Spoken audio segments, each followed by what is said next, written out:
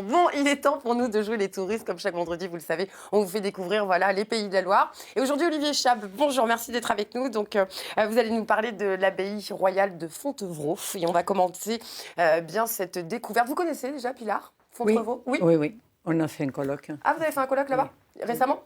Il y a 2 ans. D'accord. Je connais deux noms, Eh uniquement. bien, vous allez découvrir là aujourd'hui sur le plateau, ainsi que vous, chers téléspectateurs. Alors, on commence notre découverte de l'abbaye de Fontevraud. Fontevraud, hein, c'est un exercice. C'est un exercice. Un baisement, je vous prie. Je suis complètement déboussolée. Donc, on va parler de la Beauty Abbey. Voilà. Alors, en fait, donc, Où est-ce que ça se situe déjà, Fontevraud? alors, Fontevraud, c'est à 17 km de Saumur, donc c'est à peu près à équidistance entre Angers et Tours. Et on est à 4 km du fleuve de la Loire, donc de Montsoreau. Alors, on est situé dans une zone de vignoble avec de très très jolis villages troglodytiques, donc c'est une excellente destination de week-end. Alors, on commence notre épopée de Fontevraud en commençant donc par le Beauty Abbey. Pourquoi ça s'appelle comme ça? Alors, Fontevraud, en fait, aujourd'hui, depuis 1975, c'est un centre culturel. Hein. Une abbaye qui a été fondée en 1101 par un prédicateur breton, Robert d'Arbrissel, et qui n'a cessé de grandir et qui s'est arrêté après la Révolution française.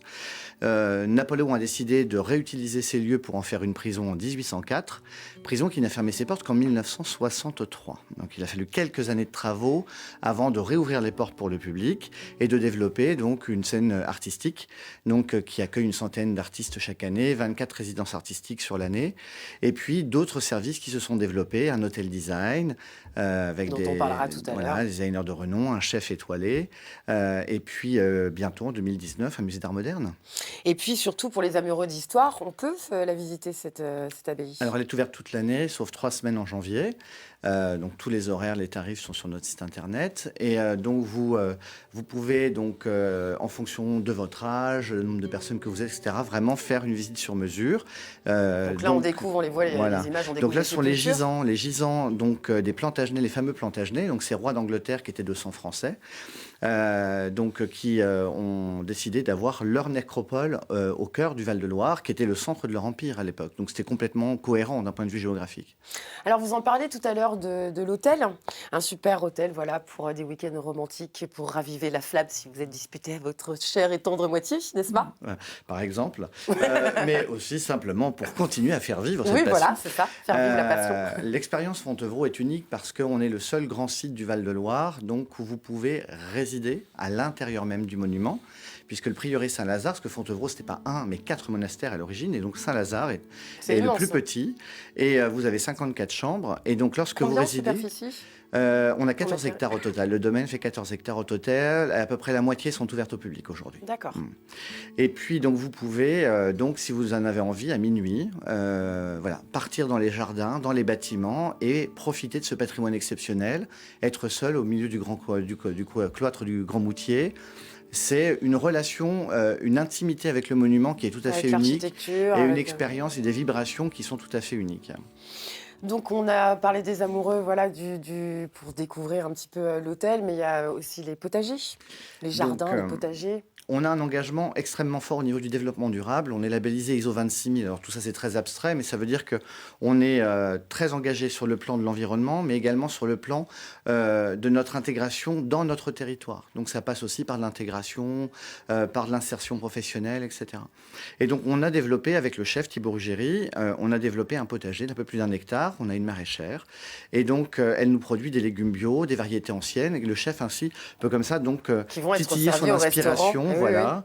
Oui. Et donc, voilà, en fonction, en fait, on peut aussi faire des tests. Donc, c'est une grande liberté qui lui est donnée. Et ça permet aussi de participer à un programme de préservation de ces variétés anciennes qui ont été, pendant ces dernières décennies, mises à mal par une agro-industrie un petit peu vorace. Donc un chef qui retravaille les produits du potager, qui propose donc des menus et puis peut-être des plats locaux. Alors... Les produits sont en très grande majorité en circuit court. Hein. Lui, il ne voit pas du tout où est la cohérence de faire venir un produit qui va voyager pendant 2000 km. Donc la très grande majorité de nos produits sont vraiment des produits régionaux. Donc que ce soit pour les viandes, pour les légumes, évidemment pour les poissons, on va un tout petit peu plus loin, mais on reste ligérien ou breton. Combien ça coûte de dîner au restaurant? Le premier menu est à 68 € sans les vins. On peut déjeuner, dîner, non? Actuellement, enfin à partir de la semaine prochaine, le restaurant est ouvert du mardi au samedi soir et les samedis et dimanches midi. D'accord. Et en haute saison, donc juin, juillet, août, septembre, on sera ouvert 7 jours sur 7, parfois le soir, parfois le midi et soir. Donc voilà, c'est à consulter également. Donc ne pas hésiter à contacter le site internet ou par téléphone, la réception. Fontevraud, des balades, on peut en faire en famille aussi. Alors Vous c'est avez très. proposé On a notre actualité avec la chasse aux œufs de Fontevraud qui est Ouais. gratuite, qui est dimanche. Donc même sous la pluie, les passionnés seront là, avec deux niveaux différents pour les tout petits, les moins de 7 ans, et pour les plus de 7 ans. Donc on les sépare, ça évite aussi qu'ils se percutent quand ils courent pour trouver les trésors.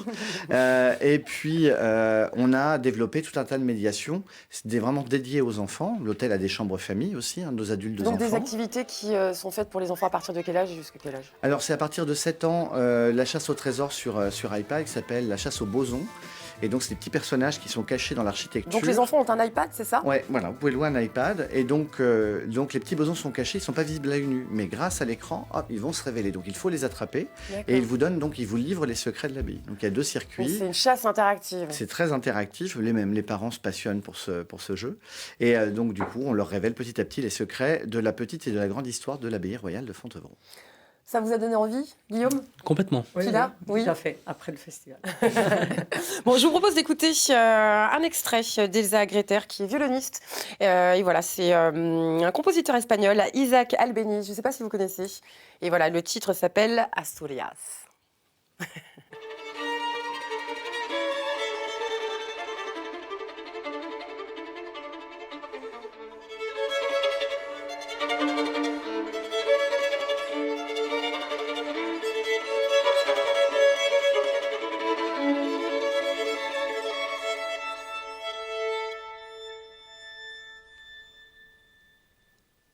Olivier Chab, je crois savoir que vous êtes aussi un amoureux de l'Espagne. Totalmente. No lo puedo ocultar. Ah, Vamos a hablar español. traduction, s'il vous plaît. Je ne peux rien cacher. Vous connaissiez le festival du film du cinéma espagnol? Et là, c'est une période de l'année à chaque fois où j'ai beaucoup de travail. Ça m'est difficile de venir, mais à chaque fois, c'est un crève-cœur de ne pas pouvoir venir. Bon, bah peut-être l'année prochaine. Ouais. Mais il va venir. Merci beaucoup d'être venu nous parler. Et puis attendez, vous êtes venu avec plein de bonnes choses là. Mais Qu'est-ce oui. que c'est que tout ça dans ma tentée? C'est Alors, vendredi, là- on mange parce que voilà, Eric nous a apporté du poisson. Hein. C'est difficile le matin. Donc alors, dites-nous rapidement qu'est-ce que c'est. Donc, Ce sont des confitures. On parlait des produits, notamment des circuits courts. Pour nos confitures qui sont servies au petit déjeuner, que le chef peut utiliser en cuisine de temps en temps, ce sont les confitures de Stéphane Perrotte, qui est champion du monde de confiture. Et il est en Anjou. Champion du monde de confiture. Voilà, donc c'est un monsieur qui a eu un parcours Vous connaissiez, professionnel. Eric? Vous saviez que ça existait? Dans les Je maisons. connais bien, ouais. Et donc, il a une philosophie, en fait, il veut vraiment faire de la confiture un produit gastronomique.